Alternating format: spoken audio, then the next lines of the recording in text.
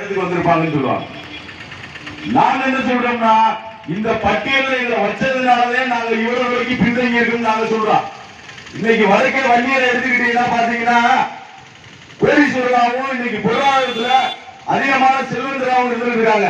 என்ன காரணம்? இந்த பட்டியலை விட்டு வெளியே போனதுனால. இன்னைக்கு பாத்தீங்கன்னா திமுக வந்தாலும் சரி அதிமுக வந்தாலும் சரி 5 அமைச்சர் குறையாம தமிழகத்துல இன்னைக்கு ஆண்டுகிட்டு இருக்காங்க, அதிகாரத்துல இருக்காங்க. தெரிஞ்சவங்களுக்கு தெரியும், அரசியல் பண்றவங்களுக்கு. இது உண்மையா போயான்னு நீங்க கேட்டுங்க. இன்னைக்கு திமுக எடுத்துக்கிட்டீங்கன்னா அதிகாரத்துல 5 அமைச்சர் தலைவர் சமுதாயத்தில் இருக்காங்க. நாங்க யாரும் குறையா சொல்லல, பெருமையா நினைக்கிறோம். எங்களையே அந்த இடத்துக்கு கொண்டு வந்து நினைக்கிறோம். இந்த மானாமதுரையில எஸ்சி எம்எல்ஏ தமிழரசு அக்காவை சொல்லுவாங்க, எஸ்சி எம்எல்ஏ எஸ்சி சேர்மனியா. இன்னைக்கு மானாமதுரையில முன்னெடுத்துக்கிட்டீங்கன்னா நம்ம போய் இன்னைக்கு ஒரு அரசியல்வாதி கிட்ட உட்கார்ந்து பேசணும்னா என்ன சொல்றாங்க தெரியுங்களா? என்னையா மானாமதுரையில உங்க எம்எல்ஏ உங்க சேர்மன் எதுன்னு சொல்றாங்க. ஆனா அந்த எம்எல்ஏ அந்த சேர்மனை வச்சு இந்த மக்கள் ஒரு துளி இந்த மக்களுக்காகவும் இந்த சமுதாயத்துக்காகவும் எந்த இடத்துல என்ன செஞ்சிருக்காங்க பட்டியலிடுங்க. பட்டியல நாங்க நீங்க ஏதாச்சும் நீங்க எங்களுக்கு செஞ்சிருந்தா இதை செஞ்சிருக்காங்க, ஏன் பரமசிவன் நீங்க இந்த இடத்துல கோபம் அப்படி பேசுறீங்க அப்படின்னு கேளுங்க. ஓட்டு வாங்க மட்டும் இந்த சமுதாய மக்கள் தேவைப்படுது. ஆனா இன்னைக்கு எந்த அதிகாரத்துல இருந்து எங்க மக்கள் எந்த அதிகாரத்துல ஒரு கான்ட்ராக்ட் எடுக்க போனா கூட ஒண்ணு செய்ய முடியாது, ஒதுக்கிடுவாங்க. பணப்படத்திலையும் சரி ஆதிக்கத்திலையும் சரி அதிகாரத்தில் உள்ளவங்க மட்டுமே அரசியல் பலம் உள்ளவங்க மட்டுமே இந்த மண்ணிலையும் மலைகளையும் வாழ்ந்துட்டு இருக்காங்க. ஒரு எடுத்துக்காட்டு சொல்லி இந்த போட்டதை போட்டு இதுக்காண்டி சொன்னவங்க கூட சொல்லுவாங்க. நான் அதுக்காக சொல்லல. மானாமதுரையில என் வீட்டு பக்கத்துல பாத்தீங்கன்னா ரோடு போட்டு இது பண்றாங்க. நான் ரோடு போட்டுனா தாராளத்தில் அதிகாரி போய் வீட்டு முன்னாடி நிற்கிறாங்க. என்னன்னா அதிகாரம் அரசியல் பலம். இந்த மக்களுக்கு அரசியலே கிடையாதுயா. அரசியல் இருந்தாலும் ஒரு பேருக்கு இந்த தொகுதியில ஒரு எம்எல்ஏ ஒருத்தர் இருப்பாரு அப்படின்னு சொல்லி ஒரு கட்சிக்கு ஒரு ஆளை 10 பேரை கையில வச்சிருப்பாங்க. அது 5 பேர் இருப்பாங்க. அந்த 5 பேருக்கு சீட்டு வாங்கித்தாரு சொல்லி கட்சி செலவுக்கு கட்சி கூட்டத்துக்கு பலமுறை என்னுடைய மக்களே கொடுப்பான். கட்சி பேரு என்ன, ஆனா செலவு பண்ணி அந்த கட்சியில பேர் வாங்குறது அதிகாரத்தில் உள்ளவங்க, மற்றவங்க கீழே இருப்பாங்க. இதுவரை நடந்திருக்கா நடக்கலையா கேளுங்க.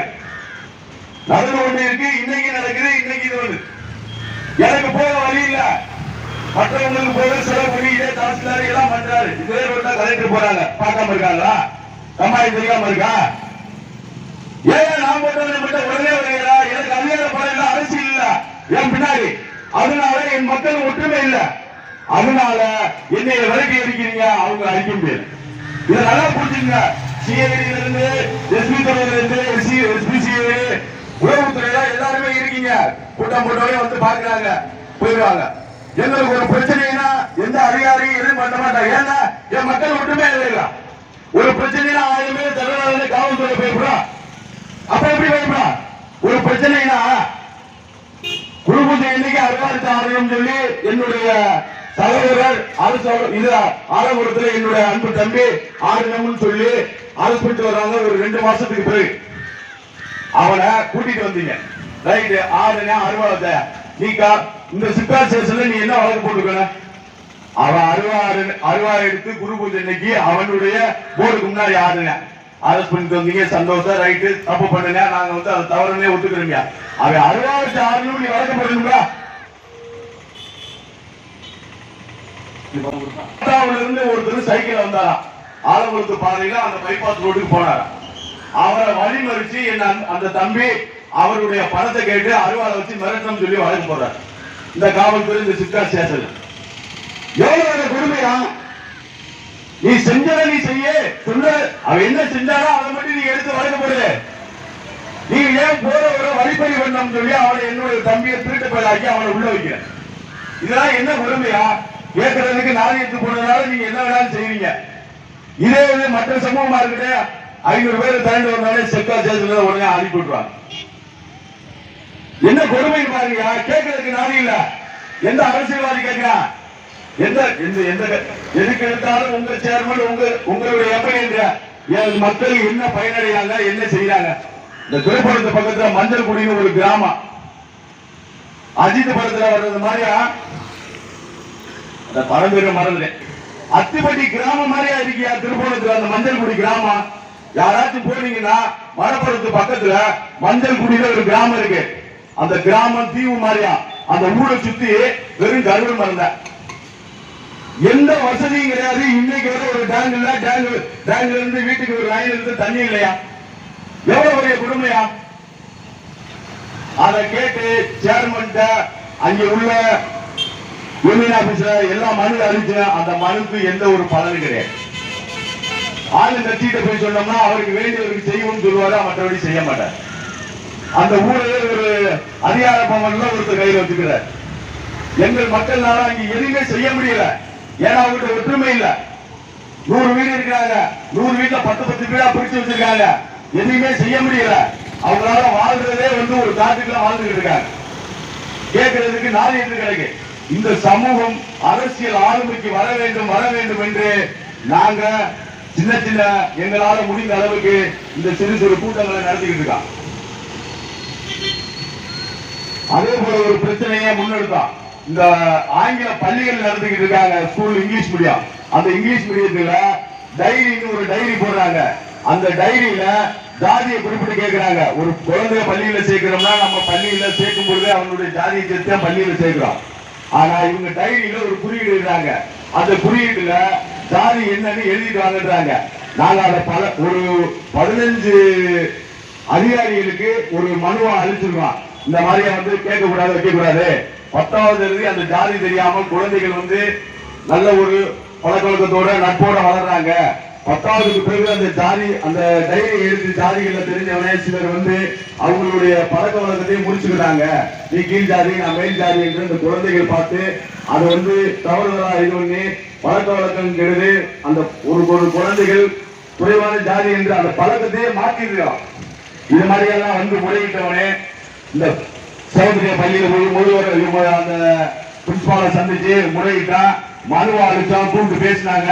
தாசில்தார், கலெக்டர், முதல்வர், செயலாளர் எல்லா அலுவலகத்துக்கும் ஒரு 15 பேருக்கு மனு அளிச்சிருக்கான். ஆனா அந்த மனு அளிச்சு 2 வருஷமா நிப்பாட்டி வச்சிருந்தாங்க. இந்த வருஷம் பாத்தீங்கன்னா அந்த டைரியில என்ன ஜாதின்னு ஏன் மைனுக்கு எழுதி விடுறாரு. அந்த முதல்வரை போய் நான் கேட்கும் பொழுது பிடிக்கலைன்னா உங்க குழந்தைய வேற பள்ளியில சேர்த்துக்கங்க அப்படின்னு சொல்றாரு அந்த முதல்வர். எவ்வளவு பெரிய பிரச்சனையை பாருங்க. என்னுடைய அக்கா பொண்ணு படிச்ச அந்த பழக்கம் அந்த பிள்ளைய என்ன ஜாதி தெரிஞ்சாலும் அந்த பொண்ணு பேசவே மாட்டாங்க. 10வது அந்த ஜாதி தெரியல. பள்ளிக்கூடத்துல இன்னைக்கு ஜாதி உருவாகுது. பாத்தீங்கன்னா அந்த 10வது ஆனவனே என்ன ஜாதி தெரிஞ்சவனே அந்த பொண்ணு மெச்சூர் அந்த வயசு வந்தவனே அந்த ஜாதியை பிறந்தவ பாக்குது. இந்த மாதிரி கொடுமையெல்லாம் நடந்துட்டு இருக்கு. அதை தவறுங்க சார். உங்களுக்கு பள்ளியில சேர்க்கும் பொழுது நாங்க என்ன ஜாதின்னு சேர்க்கிறோம். நீங்க ஏன் டைரியில கேட்கறதுனால அந்த டீச்சர்ஸ் பார்க்கறதுனால அது என்ன கிடைக்குது அதை நீங்க ரத்து பண்ணாலும் கேட்கும் பொழுது இவ்வளவு பிரச்சனை வருது. இதுவரை அவங்க 2 வருஷமா நிப்பாட்டினவங்க மறுபடியும் அதை பண்ணிக்கிட்டு இருக்காங்க. மறுபடியும் நாங்க தாலுகா ஆபீஸ்ல போய் தாசில்தார் சந்திக்க இருக்கிறோம். இன்னொரு 4 நாள்ல சந்திப்போம். கலெக்டருக்கு மனு அளிப்போம். அதுக்கு பிறகு அவங்க அதை சரி பண்ணல அப்படின்னு சொல்லலாம். பள்ளிக்கூடத்துக்கு முன்னாடி பள்ளி பூட்டு போட்டு முற்றுகை போராட்டம் செய்வோம். இத உளவுத்துறை இருந்தவங்க அதை நல்லா புரிச்சுக்கோங்க. இதை கண்டிப்பா நாங்க செய்வோம். மனு அளித்த அனைத்து பேப்பர்கள் நாங்க வச்சிருக்கோம். 15 அதிகாரிகள்கிட்ட நாங்க முறையிட்டு இருக்கோம். இப்போ மறுபடியும் இங்க உள்ள தாசில்தார்ட்டை கொடுக்க போறோம், கலெக்டருக்கு மனு அளிக்க போறோம், நேரடியாக கொடுக்க போறோம். கொடுத்த பிறகு மறுபடியும் செஞ்சாங்கன்னா இன்னொரு 1 மாசத்துல இந்த பிரச்சனை பெரியதான் நாங்க கொண்டு வருவோம். வருத்தப்படுகிறாங்க. இது எங்களுக்கான இடஒதுக்கீடை நாங்கள் பெற வேண்டும். பெறுவரை நாங்கள் போராடி கொண்டே இருப்போம். எங்களுடைய உயிருக்கு பாதகம் வந்தாலும் சரி, எங்க குடும்பத்துக்கு எது வந்தாலும் சரி, எல்லாத்தையும் சந்திக்கிறதுக்கு நாங்க இந்த ரோட்ல இறங்கி போராடம் வந்திருக்கோம். இனிமேல் நாங்க போராடி கொண்டே இருப்போம். போராட்ட காலத்துக்கு நாங்க மாறி போறது கிடையாது. எதுக்கு நாங்க பயந்தவர்கள் கிடையாது. நீங்க எங்களுடைய சமூகத்தை ஆதரித்து இன்னைக்கு அன்னை வந்திருக்கார். ஒரு மாத சமூகத்தை சேர்ந்தவங்க, முல்லை நில தலைவன், தென்காசி சிங்கம், கரும்புலி கண்ணன் கோனார் அவர்கள் இந்த தேவேந்திர குலத்தை ஏன் பட்டியலில் வைத்திருக்கிறீர்கள், பட்டியலை விட்டு வெளியே எடுங்கள் என்று இந்த அரசிடம் போராடி கொண்டிருக்கும் இந்த சமூகத்தை ஏன் பட்டியல் வச்சிருக்க? இந்த சமூக மக்களே போராடி வெளியே வர முடியாது. நீயா வச்சிருக்க, அரசியா வச்சிருக்க. அரசு அதிமுக அரசாட்சி கொஞ்ச நெஞ்சம் எங்களுக்கு ஆதரவா இருந்துச்சு. இந்த திமுக அரசு என்னடா நாங்க செஞ்ச சாமியா, நீங்க ஸ்டாலின் முதல்வரா வரட்டும், உதயநிதி ஸ்டாலின் அடுத்து முதல்வரா வரட்டும், அடுத்து தம்பி இது இம்மணி கூட வரட்டீங்க, நாங்க ஆதரிக்கிறோம். எங்க சமூகத்துக்கான கோரிக்கை நீ நிறைவேற்று, நாங்க போராடிக்கிட்டே இருக்கோம். ஏன் இந்த பட்டியலை விட்டு வெளியில வரணும் சொல்றீங்க, நீங்க கேட்கறீங்க. நீங்க சிந்திங்க, எங்க சமூகம் என்ன தொழில் பண்ணுது, எந்த வழியில நாங்க வந்தோம், பிள்ளைகள் எந்த வழியில வந்தோம், எல்லாமே ஆதாரம் வச்சிருக்கோமே. ஆதாரம் புரியமா போராடிக்கிட்டு இருக்கோம். எல்லா தமிழ்நாடு முழுக்க என்னை போல இன்னைக்கு தமிழ்நாடு முழுக்க என்னுடைய சமுதாய தலைவர்கள் போராடி இருக்கேன். எந்த சொந்தங்கள் செத்துக்கிட்டு இருக்கேன். மாசம் 2 பேர் சாகுறாயா, மாசம் 2 பேர்த்த வெட்டுறான். கூலிக்கு பணம் கொடுத்து வெட்டுறான். ஆதிக்க ஜாதியினரும் சரி, அரசியல்வாதியாரும் சரி, அரசியல் பண்றதுக்கு என் சமூகம் செத்துக்கிட்டு. கேட்கறதுக்கு நாள் இல்ல, கேட்கறதுக்கு எந்த ஆளுங்கட்சியா இருந்தாலும் சரி, எதிர்கட்சியா இருந்தாலும் சரி, யாரும் கிடையாது.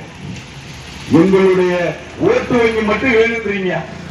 இந்த ஓட்டு வங்கி மட்டும் தேவேந்திர குலத்து சமூகத்தை சேர்ந்தவன் அந்த காலகட்டத்தில் சட்டமன்றத்துக்கு ஓட்டு கேட்டு மட்டும் வரும்பொழுது மட்டும் சித்தப்பா, அண்ணன், மாமே, மச்சான் எங்களுக்கு ஓட்டு போடுங்க, நாங்க ஜெயிச்சு வந்தோடனே உங்களுக்கு செஞ்சிடும். ஏன் ஒரு ஜாதி சான்றிதழ் வாங்க போனா கூட முடியல அவனால. என் சமூகத்தை சேர்ந்தவன் சாதி சான்றிதழ் கூட வாங்க முடியும். எங்க போனாலும் கொடுங்க, அலைய விடுறது. கேட்கறதுக்கு நாளே இல்லையே. இவன் கேட்டா இவருக்கு யாரு பின்னாடி வருவான், இவன் என்ன செய்ய போறான் அப்படின்னு எல்லாம் நடந்திருக்கு. அதையெல்லாம் நாங்கள் பொருட்படுத்தவும் மாட்டோம். எதற்கும் நாங்க தயாராகிட்டோம். என்னுடைய மக்கள் எதற்கும் தயாராகி எல்லாரையும் எதிர்கொள்றதுக்கு நாங்க வந்து இருக்கோம். எங்களுடைய மக்களை பாரதிய ஜனதா கட்சியும் ஏமாற்றி விட்டது, அதிமுகவும் ஏமாற்றி விட்டது. எங்களுடைய மக்கள் என்னைக்கு நாங்க போராட இன்னியும் அணிதிரண்டு மக்கள் வர்றோமோ அன்னைக்கு நாங்க வெல்லுவோம், விரைவில் வெல்லுவோம். கீழவெண்மலையில வந்து என் சொந்தங்கள் 44 பேரை வெட்டி கொண்டாங்க.